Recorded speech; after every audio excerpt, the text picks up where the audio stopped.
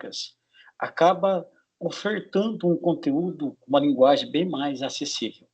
Por isso, nosso uso, indicado inclusive no nosso plano de ensino, como uma obra bastante interessante para quem estuda tecnologia da informação, como também pretende participar dos concursos públicos realizados no Brasil. Nós iniciamos, então, com uma citação extraída da página 3 da obra, em que nós veremos as competências vinculadas ao campo do direito. E aqui o autor diz que o direito resguarda, defende, ampara, protege e serve o indivíduo em todos os momentos. Agimos ou abstemos-nos de agir de alguma maneira no que diz respeito ao direito.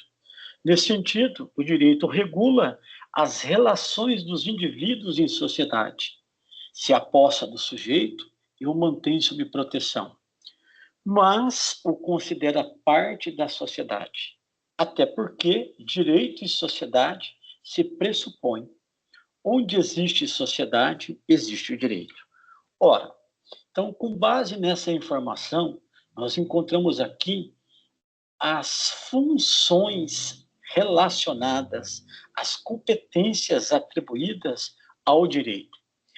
E nós partimos de um pressuposto de que a relação entre ser humano e sociedade é uma relação fundamentalmente especial, conforme já tratamos em outras ocasiões em nossas aulas. De acordo com os pensadores como Thomas Hobbes e o John Locke, o primeiro pensador muito conhecido, autor do livro Leviatã, também conhecido como Matéria, Palavra e Poder de um Governo Eclesiástico Civil, cuja obra inicial, a primeira edição, foi publicada em 1651, visando atender às demandas da população britânica. E, posteriormente, quase 40 anos depois, nós temos uma outra importante obra atribuída ao John Locke, grande pensador empirista, também britânico, que escreveu o livro Segundo Tratado sobre o Governo Civil. E nós observamos que esses dois grandes autores partem do princípio de que a vida em sociedade, ela dá ao indivíduo uma garantia de harmonia, de ordem e de segurança. E na vida em outrora, como nômades, os indivíduos passavam por diversos momentos de insegurança. E na medida em que abre mão da sua própria liberdade e delega o poder ao governante, que, de certa forma, em nome desse Estado, dessa força maior, terá como principal preocupação atender às necessidades materiais e existenciais dos indivíduos. Inclusive, na preservação daquilo que o John Locke dirá, que é a primeira e é das mais importantes propriedades, que é o direito à vida. E o John Locke explicita justamente isso nessa obra escrita em 1690. Por outro lado, já comentamos em nossas aulas que o ser humano não é uma ilha, no intuito de dizer que nós dependemos uns dos outros para garantirmos a nossa coexistência. E, nesse sentido, a vida em sociedade, ela é um ativo, ela é um elemento dinâmico que faz com que a vivacidade da coexistência permita que o indivíduo, então, evolua, desenvolva competências, explore saberes e assim por diante. Um outro importante pensador austríaco, depois naturalizado americano, chamado Hans Kelsen, ele, inclusive citado na obra do Nelson Palaia, ele faz questão aí de mencionar em diversas ocasiões uma frase que é bastante contumaz, quando afirma que onde não há conflito de interesses, não há necessidade de justiça, no intuito de reafirmar aquilo que nós vimos anteriormente, quando se afirma que onde há sociedade, portanto, onde há pessoas envolvidas nessas gamas de relações, então há a necessidade da existência do direito a fim de regular essas relações sociais. Ora, um segundo ponto que o professor Nelson Palaia Campos pretende aí destacar é a relação da filosofia do direito com a intenção de fazer aquilo que nós já vimos nos textos de Adolfo Sanches Vasquez, particularmente no livro Ética, que é propor a diferenciação entre moral e direito. E aqui, o professor Nelson Palaia Campos afirma que o juízo moral pressupõe um ponto de vista voltado para o interior, para o íntimo do indivíduo, para a sua subjetividade, para a sua individualidade. Ao passo que no direito leva a confronto vários atos diversos de vários sujeitos. Ou seja, é o indivíduo ante ao conjunto de indivíduos, dos grupos de indivíduos, portanto, dos grupos sociais. Daí a necessidade de que essas relações sejam parametrizadas pelo direito. Em outras palavras, no intuito de confirmar aquilo que já foi dito anteriormente, a moral ela é unilateral, tendo em vista a subjetividade, tendo em vista a natureza individual do ser que ali se manifesta no grupo, na sociedade. Ao passo que as relações do direito, elas são marcadas pela bilateralidade.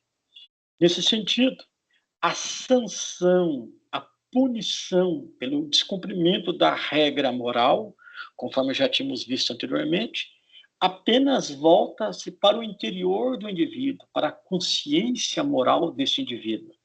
Por exemplo, formando aquilo que nós chamamos de remorso. Ao passo que, no direito, o descumprimento da regra jurídica implica em sanção e repressão externa, ou seja, aplicada pelo Estado, e objetiva, ou seja, amparada na lei. Nesse sentido, a coercibilidade, a punição, a sanção, o uso da energia policial imposta pela norma, isto é, a possibilidade de constranger alguém a cumprir a regra jurídica instituída pelo Estado, é uma característica privativa do direito, como assegura o professor Nelson Palaia Campos.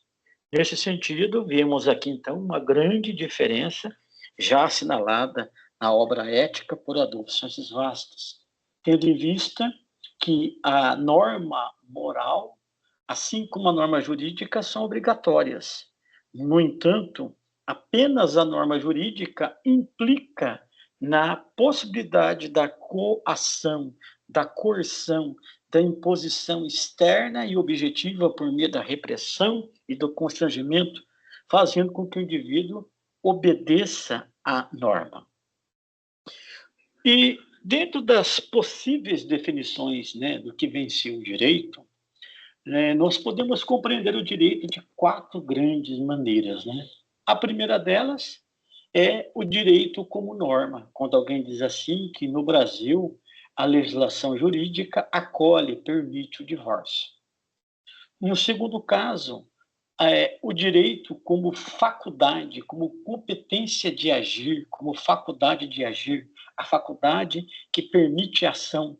Quando, por exemplo, alguém diz que nós, cidadãos brasileiros, cidadãs brasileiras, temos o direito de reclamar do prefeito, do chefe do Poder Executivo Municipal.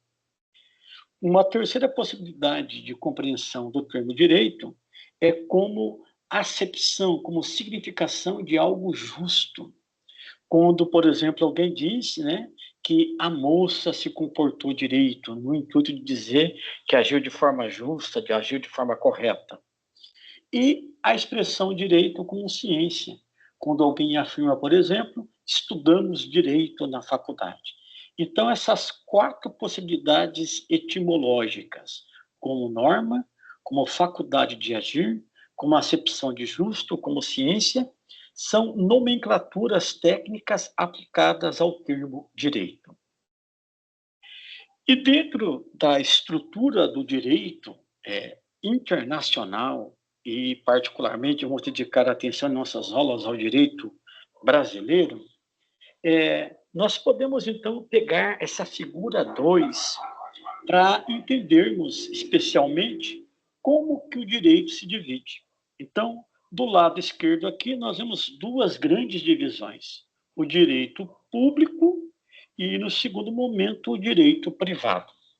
Dentro do direito público, nós temos duas seções: o direito público externo e o direito público interno. E dentro do direito privado também temos duas seções, sendo elas o direito privado comum e o direito privado especial. No que se refere ao direito público externo, daqui a pouquinho vamos exemplificar, trata-se do direito internacional público. Nesse sentido, as nações signatárias, hoje 193, vinculadas à Organização das Nações Unidas, elas, em comum acordo, seguem os ditames estabelecidos pelo direito internacional público. Dentro da legislação brasileira, na definição do direito público interno, nós temos aqui, então, o direito constitucional, o direito tributário, o direito administrativo, o direito penal, o direito processual, que também se divide em direito processual civil e direito processual penal, e, por último, o chamado direito judiciário. Diz respeito ao direito público interno, porque trata de ações voltadas exclusivas às pessoas nascidas no Brasil ou às pessoas estrangeiras naturalizadas brasileiras. No tocante à questão do direito privado comum, nós temos uma importante legislação que trata-se do direito civil. E no que diz respeito ao direito privado especial, também está dividido em duas grandes partes, conforme nós veremos. Aqui entra o direito privado especial como direito comercial, que estabelece as relações comerciais entre os indivíduos e entre as entidades empresariais, e o direito privado especial, que trata de uma forma singular sobre as relações de trabalho, no tocante ao chamado direito do trabalho. Nós vamos comentar cada uma dessas seções que comporta esses dois grandes segmentos do direito público e do direito privado. Então, ao falarmos de direito público, nós temos esses dois braços, o direito público externo e o direito público interno. No direito público externo, nós temos aqui o chamado direito internacional público, e vamos destacar a legislação internacional vinculada aos países signatários da Organização das Nações Unidas, a ONU, como o Estatuto da Corte Internacional de Justiça. E dentro do chamado direito público interno, nós temos, então, essas grandes seções jurídicas, sendo elas o direito constitucional, o direito tributário, o direito administrativo, o direito penal, o direito processual civil, o direito processual penal e o direito judiciário. Ou seja, essas 7 áreas relacionadas ao direito público interno. No segundo grande braço, do chamado direito privado, nós temos aqui aquelas duas grandes seções jurídicas, o direito privado comum e o chamado direito privado especial. No direito privado comum, temos a legislação muito importante que diz respeito aos indivíduos que nasceram no Brasil ou que adotaram a nacionalidade brasileira, que diz respeito ao direito civil. E no tocante ao direito privado especial, e se trata de especial porque nem todos os indivíduos possuem relações comerciais ou executam atividades laboriosas relacionadas ao mundo do trabalho. Então, no direito privado especial, o direito brasileiro vai tratar do direito comercial e do direito do trabalho. Dentro de uma definição mais arrojada em termos jurídicos, podemos denominar o direito público externo, vinculado ao direito internacional público, como um conjunto de normas que se consideram jurídicas e que têm por finalidade disciplinar as relações entre Estados soberanos. Conforme nós mencionamos, aqui não são relações subsidiadas entre indivíduos, mas entre estados possuidores de soberania, ou seja, portanto, são nações absolutamente independentes. E a fim de exemplificarmos essa ramificação do direito, nós vamos pegar um artigo, o artigo 38 do Estatuto da Corte Internacional de Justiça. Já que sempre surge aquela grande pergunta, ô Benê, nos diga, em caso de pendências internacionais envolvendo os 193 países signatários da ONU, quais serão os instrumentos jurídicos que permitirão a chegada a um consenso, a um veredicto e, por conseguinte, a uma decisão absoluta que implicará na obediência de um Estado soberano em relação às definições já apresentadas em litígio por outro Estado soberano? E aí a gente cita aí o artigo 38, que leva em conta algumas regras. Nós veremos aqui, então, que são exatamente 6 regrinhas que devem ser obedecidas. A primeira das regrinhas é justamente essa. A corte, cuja função seja decidir conforme o direito internacional as controvérsias, ou seja, os litígios, as pendências que sejam submetidas, deverá aplicar. Em primeiro momento, a fim de chegar a um denominador comum, se aplicam às convenções internacionais, tanto as gerais como as particulares, que estabeleçam regras expressamente reconhecidas pelos estados soberanos que estão em litígio, ou seja, na disputa aí judicial. Então, chegaram a um acordo quanto às convenções internacionais gerais e particulares? Sim, então estão de pleno acordo. Segundo elemento, levarão em conta o costume internacional como prova de uma prática geralmente aceita como direito. Nesse sentido, aqui o costume diz respeito aos hábitos ou aquelas aplicações jurídicas já aplicadas em outras decisões anteriores envolvendo outros estados soberanos. E o costume entra como uma prática aceita como direito, ou seja, é uma convenção que se admite como válida para o plano jurídico. Um quarto elemento seria a adoção dos princípios gerais do direito, os quais são reconhecidos pelas nações civilizadas.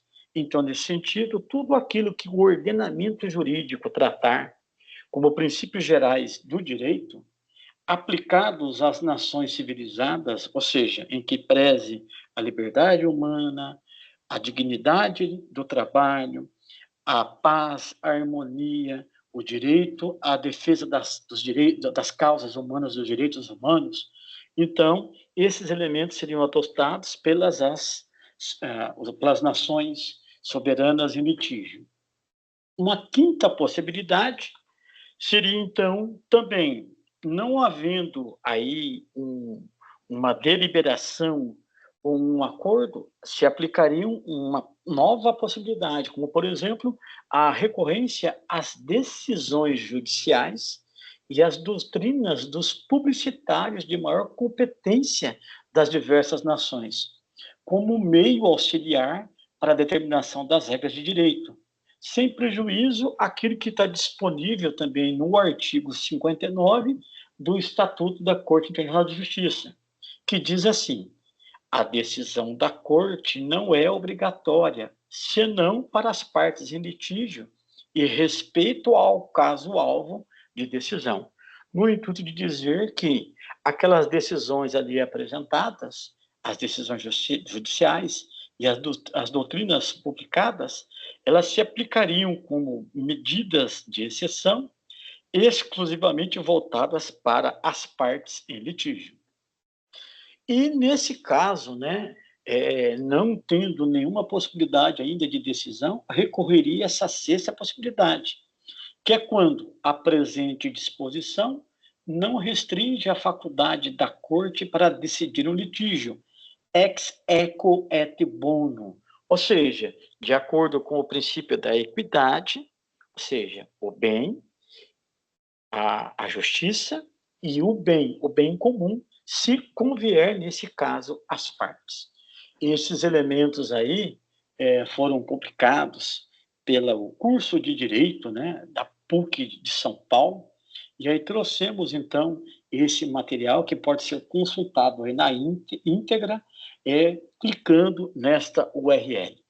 Então, nós observamos que, inclusive, as nações vinculadas às organizações das Nações Unidas, elas têm um estatuto da Corte Internacional de Justiça a fim de balizar todos os expedientes e, por conseguinte, né, garantir o emprego da justiça, o emprego da deliberação da equidade, da harmonia entre os povos, para evitar que uma nação, em decorrência da sua hegemonia política e econômica, se imponha sobre as demais nações. Conforme eu havia dito, né, dentro do direito público interno, nós vamos estudar com maior cuidado toda essa legislação. Eu trouxe também aqui algumas contribuições atualizadas, a fim de que o pessoal possa, né, pegar aí para eventuais concursos. Estamos colocando todos esses links ligados ao direito constitucional. Aqui temos 2 links atualizados com informações bem amplas sobre a Constituição Brasileira de 1938, além de alguns dados que possam ser expandidos no seu nível de compreensão. No tocante também ao direito tributário, pegamos lá um documento expedido pelo Supremo Tribunal Federal, o chamado anexo 18, e que trata justamente do direito tributário aplicado no Brasil. No que diz respeito ao direito administrativo, trouxemos aqui uma recomendação bem interessante, gerada pelo uma espécie de cursinho chamado Estratégia Concursos, em que trata lá de uma forma bastante apropriada de diversos elementos do direito administrativo, e que possamos, então, ali ter grande absorção desses conteúdos para entendermos a dinâmica da administração pública brasileira. No que diz respeito ao direito penal, trouxe aqui particularmente um conteúdo que nós vamos explorar bastante na segunda parte de nossas aulas, que é o direito penal.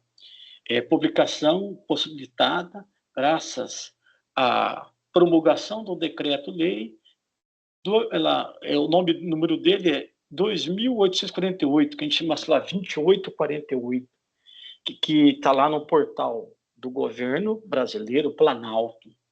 Entre outros elementos, né, da parte geral, que um portal ligado ao ramo do direito chamado IUS Brasil, que também tem uma publicação aí de livre acesso.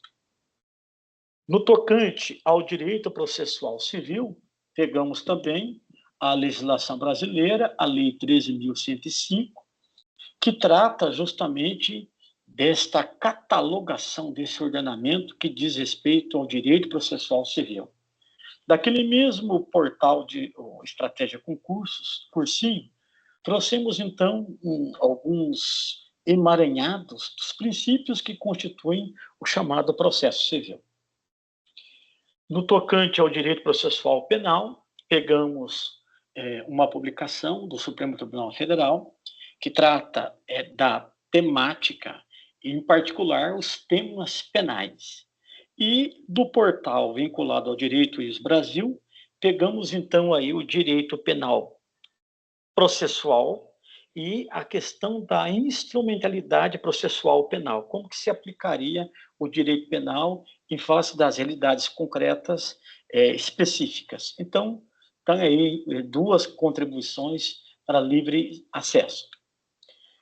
No tocante à Constituição e organização do direito judiciário, eu peguei aqui um dado do Conselho Nacional de Justiça, que trata lá do Poder Judiciário, a estrutura do Poder Judiciário brasileiro e toda a sua distribuição organizacional. E um outro, né, portal mais simples, mas bastante didático, que trata da questão do Poder Judiciário, no portal Brasil Escola, que é um dos portais aí promovidos pelo grupo UOL. Também no que diz respeito ao direito privado comum, eu separei para vocês alguns documentos que dizem respeito à Lei 10.406, que trata do direito civil, cuja publicação está disponível para livre acesso no portal Planalto do Governo Brasileiro. E outros elementos, também tratando do direito civil, publicados pelo órgão máximo do Poder Legislativo brasileiro, que é o Senado Federal, em que trata também de algumas informações relacionadas ao direito civil. E o mesmo nós fizemos em relação ao direito privado especial, o específico direito comercial. E aqui eu peguei duas leis extraídas do portal Planalto do Governo Federal, que é a Lei 5.556 e a Lei 8.078, que inclusive nesse mês de setembro, um mês que trata aí das relações comerciais em decorrência do direito do consumidor, a legislação que vai cuidar dessas relações comerciais, as quais já trabalhamos em sala de aula, já que o elo mais fraco da relação comercial diz respeito justamente ao consumidor, à consumidora. Então, a Lei 8.078 vai tratar justamente disso. E essa legislação 556 é bem antiga, porque é justamente ela que vai lá, desde o princípio das relações entre Brasil e Portugal, tratar do direito comercial. Em particular, também estamos citando como complemento o portal Ius Brasil, que trará para nós algumas características do direito comercial, a partir de exemplificações de como essas relações se instauram entre agentes empresariais e nós consumidores, nós consumidoras. E dentro da discussão do direito do trabalho, também pegamos aqui uma legislação lá do portal do Planalto, que é a Lei 5.452, que vai justamente tratar lá do direito do trabalho e as relações trabalhistas definidas lá desde o passado com Getúlio Vargas. E algumas adaptações, correções, a fim de entendermos a consolidação das leis de trabalho, as leis trabalhistas, e normas correlatas, com uma publicação bastante interessante, promovida pelo Senado brasileiro, órgão máximo do Poder Legislativo brasileiro. E aí tem um portal que tem ações de diversos advogados e advogadas que tratam dos direitos trabalhistas, que nós também tivemos a preocupação de aqui expor para vocês, como objeto de consulta.